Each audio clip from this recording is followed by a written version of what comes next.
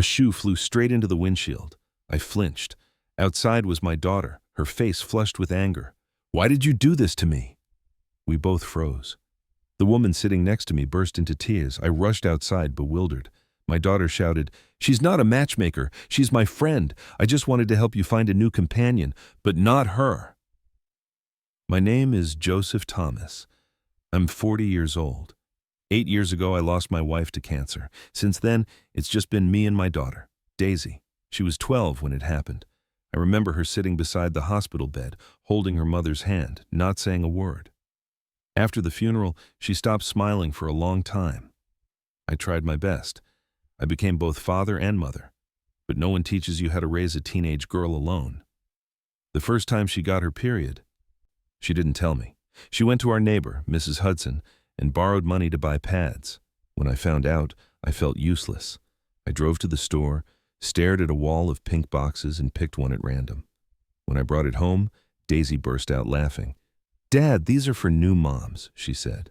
I laughed too. It was the first real laugh we shared in months. Years passed. She grew taller, smarter, and more distant, as daughters do. I kept working, cooking dinners for two, pretending I wasn't afraid of her growing up. When she started dating, I acted calm, but inside, I was terrified. Every time she left the house, I'd sit by the window until she came home. Then came the day she moved out for college. She hugged me tight and said, "Don't be lonely, okay?" I nodded. But when her car disappeared down the street, something inside me went quiet. The house felt larger, emptier, heavier. I tried filling the silence with noise, the TV, the radio, even podcasts about gardening. But nothing helped. I'd cook too much food, then stare at the extra plate on the table. I started sleeping on the couch because the bed upstairs felt too big. Sometimes I'd open Daisy's bedroom door. Everything was still there. Her old photos, her perfume on the dresser, her hair tie on the lamp. It smelled like home, but it didn't feel like it anymore. Mrs. Hudson still dropped by. She'd hand me a slice of pie and say, "Joe, you should start dating again." I always laughed. At 40, who'd want a man with crow's feet and a broken heart? But after she left, I'd catch myself thinking about how long it had been since someone looked at me the way my wife once did. That's the thing about loneliness. It doesn't shout. It whispers. It sits beside you at dinner, follows you to bed, and wakes up with you in the morning. And one day you realize you're not living anymore. You're just waiting for something to change. I didn't know then that change was already on its way, that somewhere out there, a stranger, or maybe not a stranger at all, was about to walk into my quiet little life and turn it upside down. Everything began with small memories, the kind that slip in quietly when the house is too still. Sometimes it's the sound of the fridge humming, or the light falling across the table where no one sits anymore. That's when I think of Daisy. I remember the day she got her first period. She didn't tell me. She went to Mrs. Hudson next door, borrowed a few dollars, and bought pads herself. When I found out, I stood there with this useless ache in my chest, a father who wanted to help but didn't know how. That night I went to the store, stared at a wall of pink boxes, and chose one at random. When I brought them home, she laughed. "Dad, these are for pregnant women." We both laughed until she started crying. I didn't understand then, but it was the first time in months she let herself be a child again. High school came with secrets and closed doors. She'd whisper into her phone at night, smiling at someone named Ryan. I pretended not to notice, though every part of me wanted to ask who he was. Being a father meant learning when to step back, to watch from the doorway and trust she'd find her way. Then came college. We packed her things, taped boxes, argued about how many shoes she really needed. Before she left, she hugged me and said, "Don't be lonely, okay?" I told her I wouldn't, but when her car disappeared, so did the sound of everything familiar. The first weeks were strange. I still cooked for two. I'd pour wine into 2 glasses before realizing I was alone. Even the television seemed too loud, like it was filling a silence I couldn't bear. At night, I'd open her door just to breathe in the faint smell of her shampoo. Her room was still, untouched, frozen in time. Mrs. Hudson came by sometimes with pie and concern. "You should go out, Joe," she said. "You're too young to live like this." I smiled, promised her I would. But I didn't, because it wasn't the kind of loneliness that could be cured by company. It was quieter, deeper, the kind that sits beside you during dinner and whispers, "You used to have more than this." I thought I was fine. I told myself I didn't need love anymore. But every night the ticking clock reminded me otherwise. It said, "She's gone, and you're still here." And somehow, that hurt the most. It started with a casual comment at work. During lunch, my colleague Mark looked at me over his sandwich and said, "Joe, you need someone to share your life with. You've been alone too long." I laughed it off, pretending it didn't sting. But that night, his words kept echoing in my head. When I got home, the house was dark, quiet. I sat on the couch, stared at my phone for a while. Then, I opened a dating app. It felt ridiculous. A 40-year-old man typing into a box labeled "About Me." I wrote, "Single father, 40, looking for someone who listens. Simple, honest, or maybe just lonely." Within a day, the messages started coming. Some were polite, some strange. But I told myself, give it a try, Joe. What's the worst that could happen? The first date was with a woman named Carol. She was elegant, confident, and 15 years older than me. We met at a small Italian restaurant. 10 minutes in, she began telling me how her ex-husband cheated on her, every detail, every wound. I nodded, listened, tried to offer comfort. But by dessert, I realized she didn't want a date. She wanted an audience. When the check came, she said, "You're kind. You remind me of my therapist." I smiled, paid the bill, and promised myself never to be reminded of anyone again. The second date was worse. A woman named Denise showed up carrying a small dog, a chihuahua dressed in a pink sweater. She placed it on the table like a guest. When I tried to start a conversation, she interrupted. "Shh, Bella gets nervous around strangers." For the next hour, she brushed the dog's fur and talked about its diet plan. The waiter gave me a look that said, "Run." When the meal ended, she kissed the dog on the head and said, "Bella approves of you." I just nodded. I wasn't sure which one of them I was supposed to text later. Then came the third date, the one that finished what little hope I had left. Her name was Monica.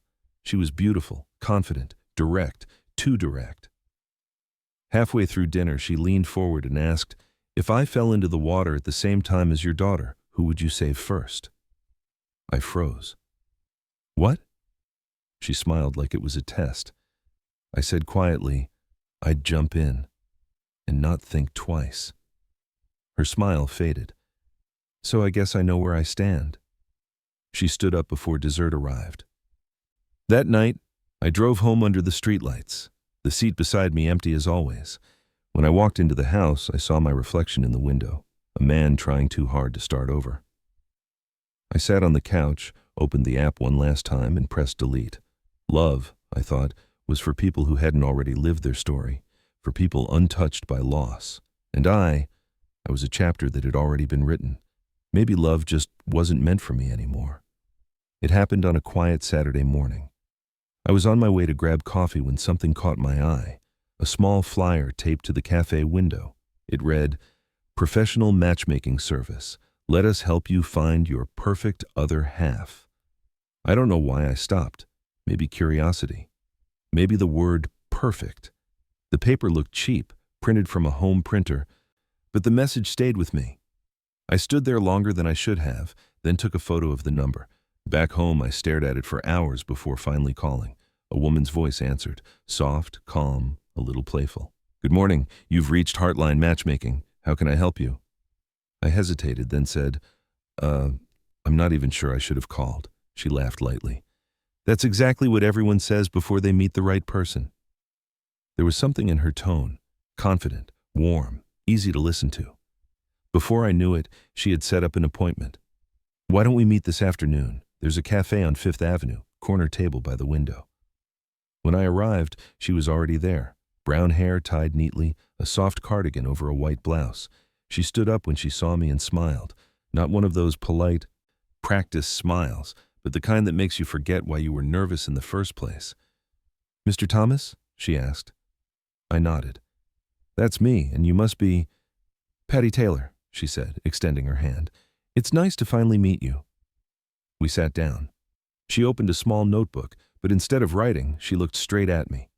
Before I find someone for you, I need to understand who you are, she said. What makes you happy? What makes you stay? I chuckled. You make it sound like an interview for love. She smiled. Maybe it is. My job isn't just about matching profiles. It's about matching hearts, especially for people who forgot how to let someone in. I looked at her for a moment. Then I'm probably your toughest case. Patty tilted her head. No one's a tough case, Mr. Thomas. Not if they still believe in love. That sentence, it hit me harder than I expected. I'd spent years convincing myself that love was behind me. And yet here I was, sitting across from a woman half my age, listening to her speak about it like it was the most natural thing in the world. She asked questions about Daisy, about my work, about what I missed most. I found myself talking more than I planned to. She listened, really listened, eyes steady, hands wrapped around her coffee cup. There was something about her presence. It made the silence between words feel safe. When we finished, she said softly, I'll be in touch soon. I already have a few ideas for you. I stood up, thanked her, and walked out into the afternoon light feeling oddly lighter, as if I'd just exhaled something I didn't know I'd been holding in. That night, as I sat alone at my kitchen table, I realized it was the first time in years I'd come home thinking about someone. And for reasons I couldn't explain, that thought didn't make me lonely. It made me feel alive. I told myself it was just business, a simple reason to see her again. I called Patty a few days later, pretending I needed to update my matchmaking profile. She didn't question it. Of course, she said, cheerful as always. Come by tomorrow. I'll bring coffee. That became our routine. Every visit started as a formality, questions, notes, polite laughter, and ended with conversations that wandered far beyond her notebook. We talked about books, about music, about how people fall in love without realizing it. She told me she loved gardening, said she grew herbs on her windowsill because plants make better company than most people. I admitted I used to plant tomatoes in the backyard just to have something to care for. She smiled. Then we're the same kind of lonely. The way she said it, quiet, without pity, made me forget how to breathe for a moment. One afternoon, we talked about food. She mentioned she liked making lasagna for her friends. I told her I hadn't cooked it in years. It was my wife's favorite dish. For a second, she looked at me with something soft in her eyes. Not pity, just understanding. You still remember how she liked it? She asked. Too much cheese, I said, laughing. But I never argued. Patty smiled. That's what love looks like, the little things we let happen. I found myself telling her about Daisy, her stubbornness, her humor, the way she used to leave sticky notes around the house saying I love you, Dad when she thought I looked sad. Patty listened quietly, chin resting on her hand. She's lucky, she said finally, to have a father who loves her that much. I shook my head. No, she just has a father who's terrified of messing things up. We sat there for a long moment, neither of us saying anything. It wasn't awkward. It was peaceful. The kind of silence that feels like trust. Days turned into weeks. I kept finding new excuses to see her. A missing document, a question about compatibility, even pretending I needed feedback on how I spoke during dates. She always agreed to meet, always smiled that same warm smile that made my chest tighten just a little. Each time I left the cafe, I'd catch myself glancing back through the window, just to see if she was still watching me go. Sometimes she was. One afternoon, as the sun poured through the window and dust floated between us, Patty closed her notebook and said softly, I think I've found someone who might be perfect for you. I forced a smile. Already? That was fast. She nodded, eyes bright. You'll like her. She's kind, honest, and so she understands people like you. I wanted to ask what that meant, people like me, but the words got stuck somewhere in my throat. When will I meet her? I managed to say. Next week, she replied, almost shyly. I'll arrange everything. I nodded, pretending to be fine, but as I left the cafe, something inside me felt oddly heavy, as if I'd just agreed to lose something I didn't realize I'd been holding on to. That night, I wore my old gray suit, the one I hadn't touched since my wife's funeral. I told myself it wasn't a date, just a meeting. But my hands were shaking when I reached for the doorknob. The restaurant was warm, full of low laughter and the sound of clinking glasses. And there she was, Patty, sitting by the window, waiting. For a second, I froze. Then I smiled awkwardly. "I thought you were just introducing me to someone tonight," I said. She looked up, calm, almost shy. "The person I wanted you to meet," she whispered, "is me." It took a moment for my heart to catch up with what she'd said. Then we laughed, quietly, nervously, like two people standing on the edge of something neither of us expected. We talked for hours, about music, about family, about things that only seem to come out when you stop pretending you're fine. She told me she loved old records, the kind with scratches that make every song sound alive. I said I used to dance to Sinatra with my wife in the kitchen. She smiled softly, not out of pity but understanding. Later, her tone grew quieter. "I'm scared," she said. "Scared I'll love the wrong person." I looked at her and said, "And I'm scared I'll love the right one. Too late." Our eyes met, and in that silence, I realized I already had. When dinner ended, we stepped outside. The air was cool, the street empty. She turned to me, close enough that I could smell her perfume, faint, like wildflowers after rain. "Don't think too much, Joe," she said, placing her hand on my shoulder. Then she kissed me. Soft, quick, like a secret that barely dared to exist. And just as she stepped back, there was a flash, a blur of motion. Something hit the windshield with a sharp crack, a shoe.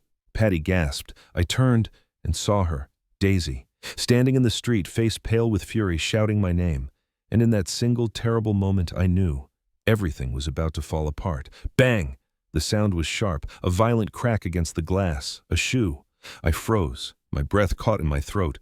Patty's eyes widened, her lips trembling. Then I turned and saw her, Daisy. She stood under the streetlight, her face flushed red, tears glinting in her eyes. Her voice shook with rage. "Why did you do this to me, Patty?"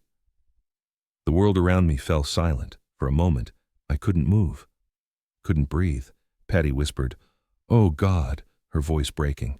I stepped out of the car, heart pounding, hands shaking. "Daisy, wait! Don't!" she screamed. "Don't come near me!" People on the sidewalk turned to look, but all I could see was my daughter, her chest rising fast, her anger barely holding back the heartbreak underneath. "You lied to me!" she shouted at Patty, her voice echoing down the street. "You said it was just a joke. You said you were helping me." Patty was crying now, tears streaking down her cheeks. "I didn't mean for this to happen."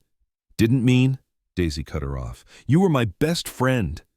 The words hit like a knife. I looked at Patty. Her eyes met mine, full of guilt, confusion, love, all tangled together. "Joe," she whispered, "I'm sorry. I should have told you." My heart sank. "Told me what?" Daisy's voice cracked. "She's not a matchmaker, Dad. She's my friend, my friend." It was like the air had been punched out of me. I turned to Patty, waiting for her to deny it, but she didn't. She just nodded quietly. "Daisy created the ad," she said, trembling. "She thought it would be funny, a way to help you meet someone good. She asked me to play along, just for a few dates. But then," her voice faded, "I fell in love with you." The silence that followed felt unbearable. Daisy stared at me, her face breaking. "You're supposed to be my father. How could you?" I tried to speak, but no words came out. Patty reached out for Daisy's hand, desperate. "Please, let me explain." "Don't touch me," Daisy screamed, stepping back, tears falling hard now. "You betrayed me, both of you." Then she turned and ran, into the dark, her sobs fading into the night. Patty covered her mouth, shaking, whispering, "I ruined everything." And I stood there, between the two people I cared about most, watching everything I didn't know I had fall apart in front of me. That night, when the street was empty again and the echoes were gone, I sat behind the wheel, staring at the broken reflection in the windshield. A single shoe mark still there, the mark of the moment, everything shattered. My daughter's trust, her friendship, my heart. For a month, Daisy didn't speak to me. No calls, no messages, just silence. Heavy, aching silence. I didn't chase her. Maybe because I knew she needed the distance, or maybe because I was afraid of what I'd say if she asked me to choose. Every evening, I sat alone at the kitchen table, staring at her empty chair. The house felt smaller somehow, like it was holding its breath with me. Patty stayed away. I didn't blame her. She'd lost Daisy too. One night, I opened the old vlog channel Daisy and I used to share, Thomas and Daughter. It was full of small moments, us cooking, laughing, building a birdhouse that collapsed halfway. I missed that sound, her laughter, the way she used to roll her eyes when I tried to be funny. I hit record. My voice trembled at first. "Hey, sweetheart, it's me." A pause, just my breathing, the faint hum of the kitchen light. I wasn't planning to fall in love again. Honestly, I didn't think I could. But love doesn't ask for permission, does it? It doesn't care about age or timing. It just shows up when your heart finally makes space for it. I swallowed hard, trying to keep my voice steady. I fell in love with Patty, and I know that hurts you. I understand why. But what I feel, it's real. And I don't want to hide it, not from you, not from anyone. I looked straight into the camera. "Patty, if you ever see this, Imam, I know my daughter isn't ready to forgive us yet, but I'll wait, because real love doesn't run, it stays." I pressed upload before I could change my mind. A week passed. Then one afternoon there was a knock on the door. When I opened it, Patty stood there, holding a small potted plant, the same one I'd given her after our first meeting. She smiled softly. "I think it'll grow better if it stays next to you." For a moment, I couldn't speak. I just nodded. Behind her, I noticed Daisy standing by the car, watching us. Her eyes met mine. No anger this time, just something quiet, maybe understanding. Patty stepped closer. I took her hand. The air felt different, lighter, warmer, alive again. As the sun spilled through the doorway, I heard my own voice in my head, calm, certain, steady. Maybe this is my second spring.